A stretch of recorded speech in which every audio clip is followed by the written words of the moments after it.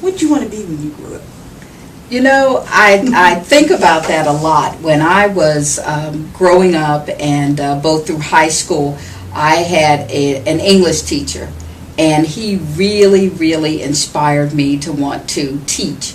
But what I really wanted to teach, believe it or not, was grammar. But I always wanted to teach English. I actually did my student teaching at Johnstown High School. I graduated from Indiana University of Pennsylvania.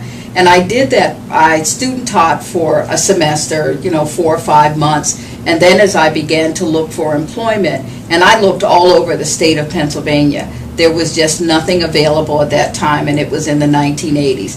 Now, I have some of my own speculation because I was looking in towns and cities where persons of color were just not quite that evident, or certainly in large numbers. So in some cases, I think that when I went on interviews, people were very surprised to see that I was African American, and there are times when I think the decision not to hire me was as a result of that.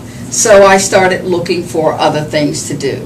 And one day I was looking at the paper, reading the want ads, and there was an advertisement for an admissions counselor, admissions and financial aid, at the University of Pittsburgh at Johnstown. And there were 2 criteria: must speak well and write well.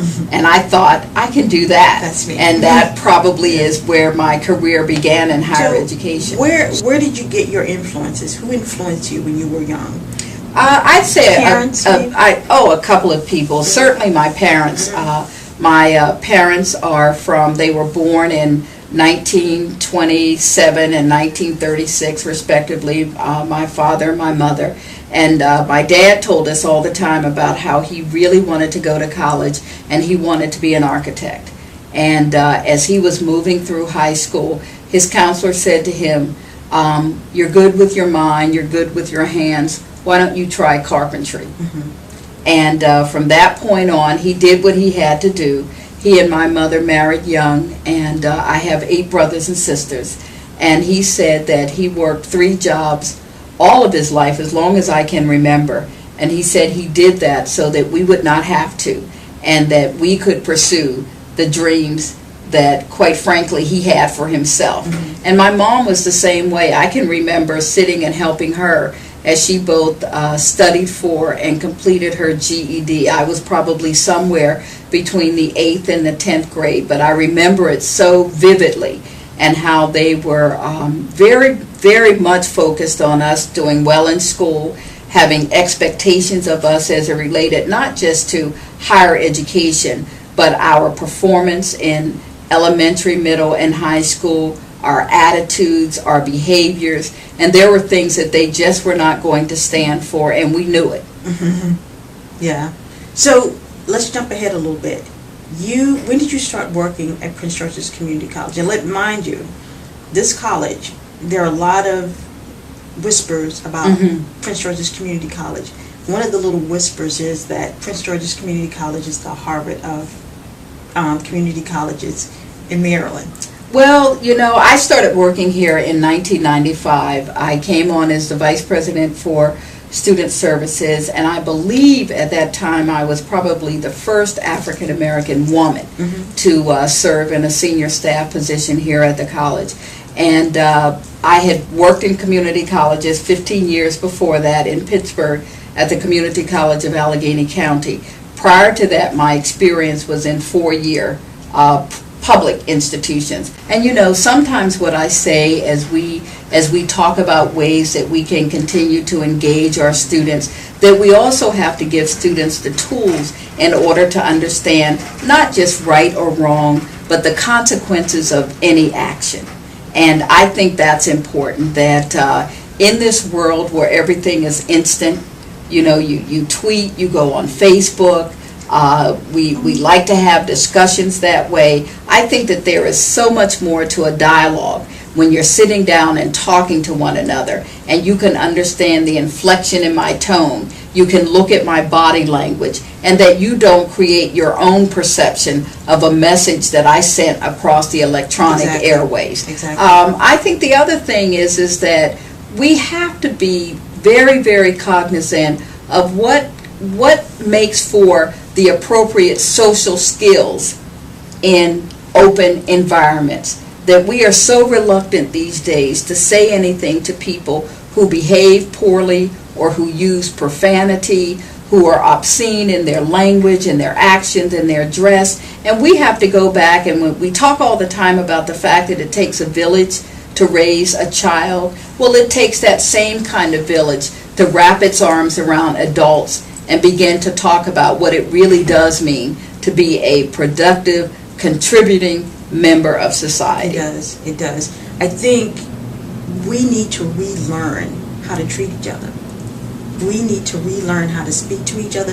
That's not just the person who uses profanity or the person who uses aggressive words, but we need to learn how to speak to them too. And to understand that every opinion is valuable. Exactly. You know, we can agree to disagree, but it's important for me to understand your perspective just as much as I think it's important for you to understand mine. And I think that that's how people come together. And I think that we really do have to work with young people to help them understand that their lives are valuable. Their contributions, both the current ones they're making and the potential ones that they could make to ensuring that our communities are safe, to ensuring that our communities are thriving, are just as valuable. And people have to be willing to sit down and listen and learn. But the first is that we are so absolutely delighted and proud that we have partnered with the Prince George's County Public School System, and we have opened the first middle college high school in the state of Maryland. We accepted 109th grade students this past summer. They started their freshman year of high school here at the college on August 18th, and when they graduate in the year 2015, they will graduate with both a high school diploma and an associate's degree. And we would not have been able to do that, I don't think, without being able to partner with Dr. William Height, the superintendent of schools, with the support of the Board of Trustees here at the college, and certainly with the school board. So we're very excited about that program. It's known as the Academy of Health Sciences at Prince George's Community College. The students are housed here at the Largo campus in Lanham Hall, and every year we will accept another group of 109th graders until we have a full complement 4 years from now of grades 9 through 12. I would say the second thing is that we have a program here called Cyber Watch, and that program is funded by the National Science Foundation, and it also has a partnership with the Department of Homeland Security.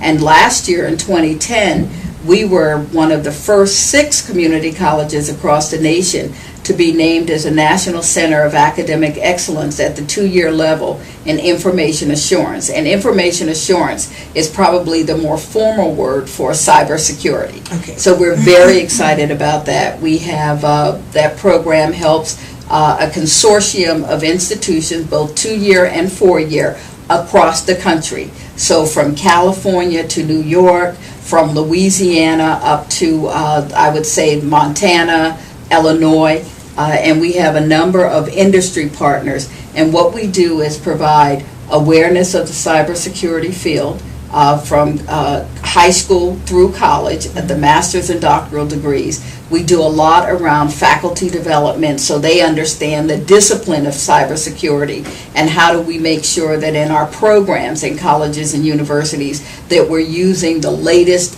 state-of-the-art technology to support that. And then they also help with what we call community awareness of cybersecurity and how people can be responsible for protecting their own identities. So we're very excited about that. Some of our students have won national or regional competitions in digital forensics and whatnot. So that's a program that we're excited about. And probably to date from the National Science Foundation, we've received somewhere around the neighborhood of $8 million to run that program. And the third thing is really what we're trying to do here at the college. Our agenda for the next several years is what we call Envision Success. And that agenda is really focused on the charge from President Obama and his administration, where they're really looking at community colleges so that we can graduate 5 million more citizens with a post-secondary credential. And he has really charged community colleges to look at our completion rates and to ensure that we are graduating people with valid credentials who can really go out into the world of work or transfer to four-year institutions and move this country back to its #1 position again in terms of education and post-secondary education. So Envision Success for us is really a platform where we want to continue to build a culture of success here for our students and our employees. We want to increase our graduation rates. We want to make sure that all of our processes, procedures, and practices really support that.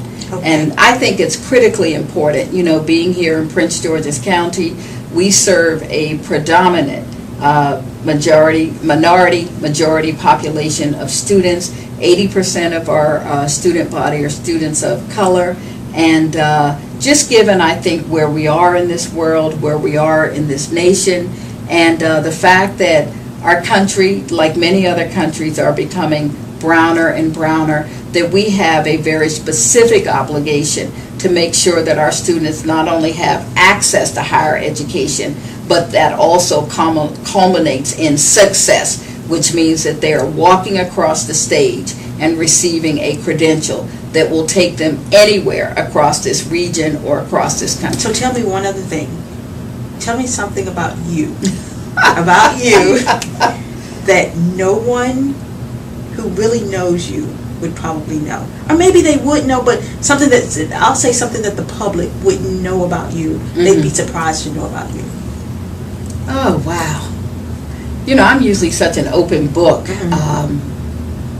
And then some people will say, oh, she's not as open as she thinks she is. Exactly. You know, I think that I'm a very simple person, that I get certainly lots of accolades, and when you walk into a room, you know, people really want to treat you as what you are, the president of an institution of higher learning. But I'm a very simple person. My staff gets on me all the time because they want to carry my things. And I say, I can carry my own things. We're okay. I can do this. That what makes me happy are simple things. I come from very humble beginnings, and I've never forgotten that. And I tell students that all the time, that they have a tendency to see me as I am today, but they don't see how I grew up, the struggles that we had, how that shaped my values. You know, what's important to me are people. I try to do unto others as I would have others do unto me. I am always courteous. Now, I certainly can be strong and direct when it's important to be that way or when the circumstances demand it. But for the most part, an apple and a book, you know, sitting on a chair. And you're happy. And I'm happy. Okay. And that's fine with me, you know, and I think about all of those kinds of things and say, you know, I'm just really Charlene Dukes. You know, I've had a great experience here at the college. I have a great son. I had a great husband. You know, my family is good. And I really do pray every morning and every night and say, you know, God, just use me the way that you would use me in my professional life and my personal life. And that's really who I am.